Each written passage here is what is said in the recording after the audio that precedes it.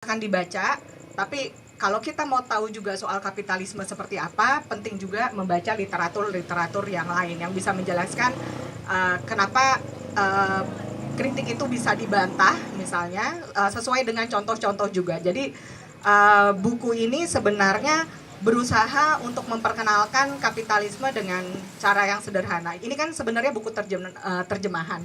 Jadi judul aslinya itu Introduction to Capitalism. Jadi waktu itu Suara Kebebasan kita mendapatkan kesempatan untuk menerjemahkan ini. Dan saat itu juga kami pikir bahasa Inggrisnya juga tidak terlalu sulit gitu, dan dia juga berusaha untuk mengatur flow-nya atau urutannya itu agar mudah dicerna gitu. Misalnya dia akan lihat dulu apa sih definisi buku ini untuk siapa, yang malah dimulainya seperti itu. Buku ini untuk apa tujuannya, posisi penulisnya, lalu diikuti juga soal apa ya salah kaprah terhadap kapitalisme selama ini gitu. Dan nanti mungkin bisa diperkaya juga nih biar dengar dari budayawan. Rasanya saya juga baru kali ini diskusi khusus dengan budayawan dan di Medan. Ini kali pertama juga saya ke Medan gitu, seperti itu. Jadi yang kami lakukan adalah selain menerjemahkan buku juga, tadi ada tulisan, ada kegiatan ya. Kami juga berkolaborasi dengan teman-teman lain yang like-minded. Kami juga berusaha berkolaborasi dengan kampus-kampus untuk sharing gitu. Jadi beberapa memang publikasi kami ada yang modelnya terjemahan, tapi ada juga yang terakhir, dan ini pertama kali juga saya dan teman-teman kita mengkompilasi buku judulnya libertarianisme gitu. Sebenarnya arahnya juga ke arah situ, yang menekankan pentingnya melihat aspek individu, dan nanti bisa lihat di Bang John karena saya titipkan juga untuk teman-teman di literasi. Dan kami pernah juga studi kebijakan soal peraturan Menteri Komunikasi dan Informatika yang pada intinya adalah menangani konten situs bermuatan negatif gitu. Nanti saya bisa cerita lebih lanjut, tapi sementara itu dulu. Terima kasih buat Mbak Dinda untuk perkenalan dan juga untuk sedikit penjelasan di awal tentang buku ini, tentang jaringan-jaringan yang bekerja sama dengan Mbak Dinda juga di Suara Kebebasan. Nah, tadi Mbak Dinda kan bilang bahwa ya pemikiran tentang liberal ini juga disalahartikan, terus kemudian dikait-kaitkan bahkan kepada seks gitu kan. Nah ini menjadi sangat menjadi sangat absurd gitu. Nah ngomong-ngomong tentang absurd, baru-baru ini saya membaca status Bang Arif yang cukup menarik gitu di Facebook ya, di media sosial, yaitu kira-kira kalimatnya gini, absurd orang-orang yang tidak mengerti nilai membicarakan nilai. Nah, atau bagaimana kalimatnya? Kira-kira orang-orang yang bersih tegang. Ini saya ada screenshot nih kayaknya ini. Ini menarik gitu untuk menjadi pemantik. Nah, jadi sebelum saya kasih ke Bang Arif untuk memberikan pengantarnya dan memperkenalkan diri buat yang belum kenal biar semakin kenal. Ya, ini kalimatnya kira-kira seperti ini. Absurd. Orang-orang yang lapar bersih tegang tentang nilai-nilai yang bahkan sama-sama tak dimengerti oleh mereka. Iklan layanan masyarakat ini dipersembahkan oleh susu tak bernama karena fotonya. Nah ini benar sekali ya, bahwa banyak sekali orang-orang lapar, termasuk saya misalnya gitu kan. Orang-orang lapar, orang-orang yang belum sejahtera secara ekonomi, kemudian bersih tegang, berkumpul, berserikat ya kan, kemudian memberikan pendapatnya, lantang sekali turun di jalan untuk menyuarakan hal-hal yang sebenarnya tidak dimengerti oleh masing-masing kita gitu. Nah apakah kita harus sejahtera dulu Bang Arif baru bicara tentang nilai-nilai? Sama seperti di kapitalisme ini, apakah kita harus mempelajari kapitalisme dulu supaya kita tahu apa itu sebenarnya masyarakat sosial? Nah ini dia Bang Arif, silakan. Tepuk tangan dong buat Kak Dinda dan Bang Arif. Sip. Terima kasih Kak Lusti. Terima kasih buat Literasi Coffee dan Mbak Dinda dari Suara Kebebasan.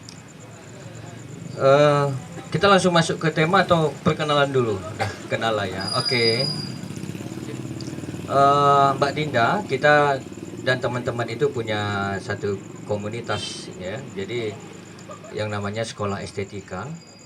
Concern kita itu sebetulnya di cultural studies ya. Kita tertarik dengan simbol dan kalau kita bicara simbol misalnya di abad 21 bagaimana pola hubungan produksi hari ini kita lihat, produksi dan konsumsi itu banyak menggunakan simbol sebagai mediumnya. Nah, sebelum menjawab soal absurd seperti yang dipertanyakan oleh Mbak Lusti tadi, saya akan coba mulai dari mendeskripsikan secara singkat, ya, karena saya juga baca bukunya ini cepat-cepat, tapi saya sepakat dengan Mbak Dinda bahwa memang buku Kapitalisme dan judulnya ini, panjangan judulnya memang satu bacaan awal yang cukup baik, saya sepakat mengenai itu.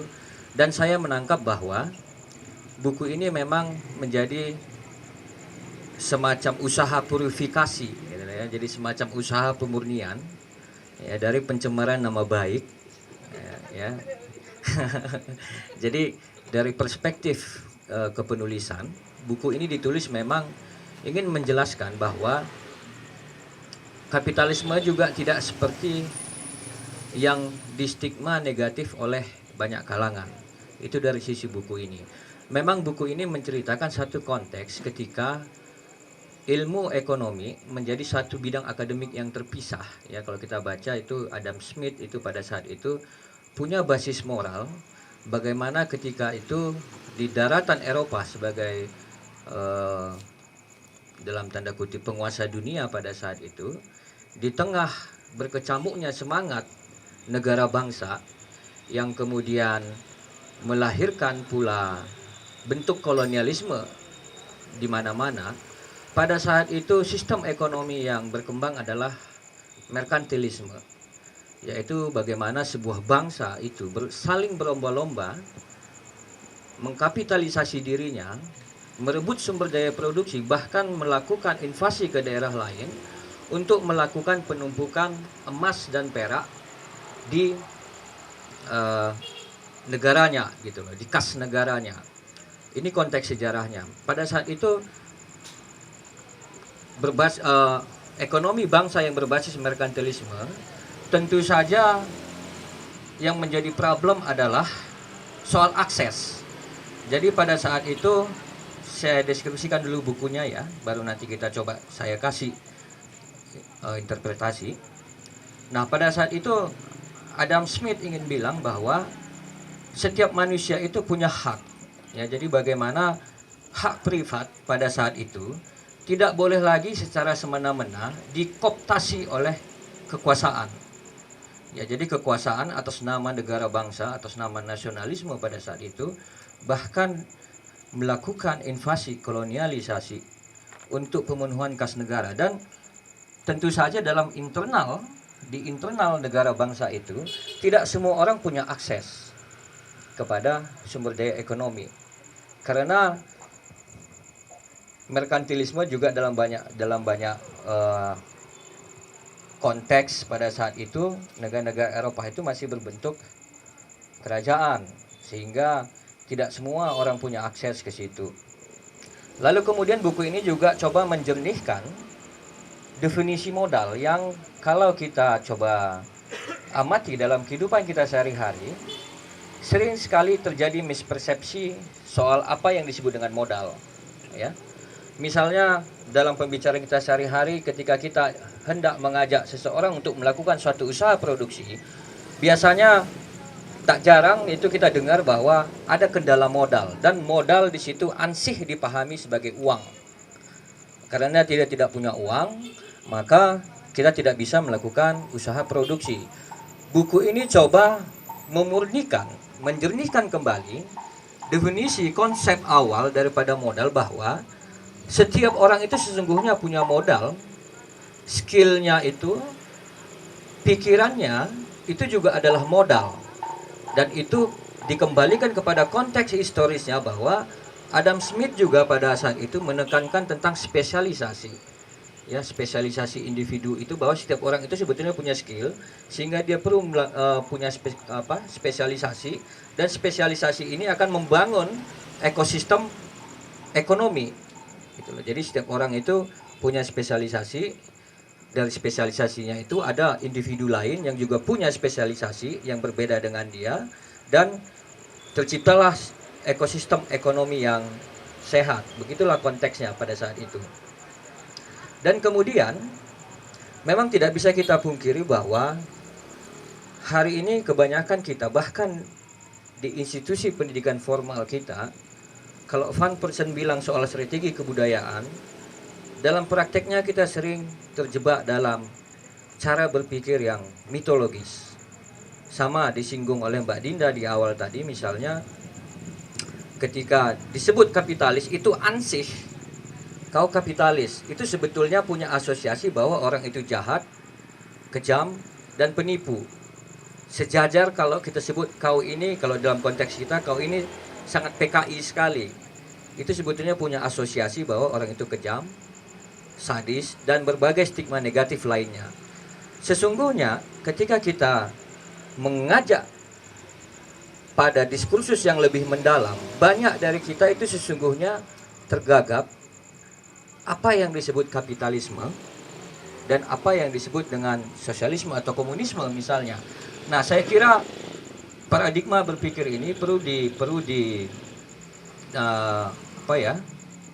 diwarnai dengan terbitan buku-buku seperti ini, dan ada satu persebaran sikap gitu. Jadi ada sikap akademik bahwa kita menunda dulu stigma dan definisi sebelum kita coba membuat tema itu menjadi satu diskursus yang mendalam. Harapan kita begitu. Nah, kemudian dalam buku ini juga ya disampaikan bagaimana kritik baik dari sisi struktural maupun dari sisi hukum, budaya, moralitas, diceritakan bahwa seringkali stigmatisasi terhadap kapitalisme itu